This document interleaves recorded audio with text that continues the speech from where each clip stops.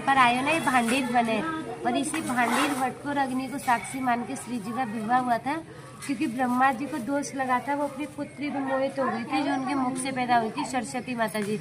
तो जब भी एक दिन नंद बाबा आते लाला को भांडीर वन में लेके, तो मौसम खराब हो जाता है, दिन की रात होती है, आंधी तूफान आने लगता है। तो नंद बाबा बोलते मैं तो आज ही लाला को भांडीर वन लेके आए और आज ही मौसम खराब हो गया। तभी एकदम मौसम को साफ करती है हमारी राधा रानी प्रकट होती है और बोलती है बाबा से, बाबा अपने लल्ला को मुझे दे दो।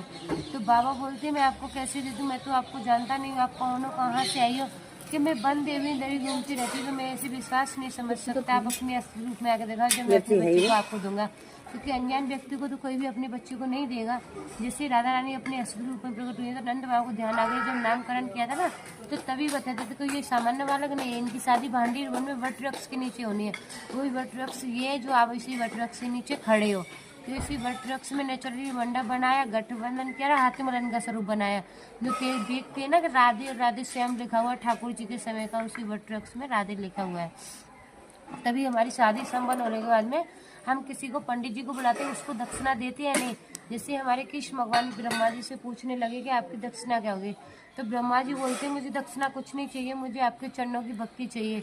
कि चरणों की भक्ति जब दूंगा जब मेरी एक शर्त पे दूंगा कि किसी को बताना नहीं होगा कि मेरी शादी राधा रानी के साथ में भांडीर वन में हुई है। तो सभी बोलते हैं ना रुक्मिणी जी के साथ में, रुक्मिणी जी के साथ में स्वयं राधा रानी के साथ में। ब्रह्मा जी ने अपने पाप मिटाने के लिए इतनी किसी पुण्य कन्या का कन्यादान किया था, पाप मिटाने के लिए। अगर वो किसी को बताते तो उनको मुक्ति नहीं मिलती। तभी हमारी राधा रानी में कृष्ण भगवान में मल्ल युद्ध रखा गया था। तो मल्ल युद्ध में हमारी राधा रानी जीती थी, कृष्ण भगवान हारे थे।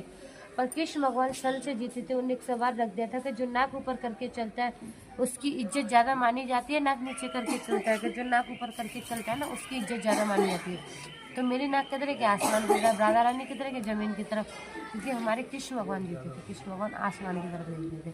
तो कृष्ण भगवान जीते तो राधा रानी ने बोला कि तू जीत गया। तब सभी ग्वाल वालों को भंडारा तो थे।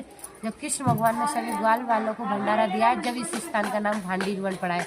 जो लोग सक्षम होते हैं भंडारा करते हैं, जो लोग सक्षम नहीं भंडारे के लिए स्वेच्छा से दान देके जाते हैं, जिससे हम यहाँ पे भंडारा सेवा चलाते हैं। राधे राधे महाराज।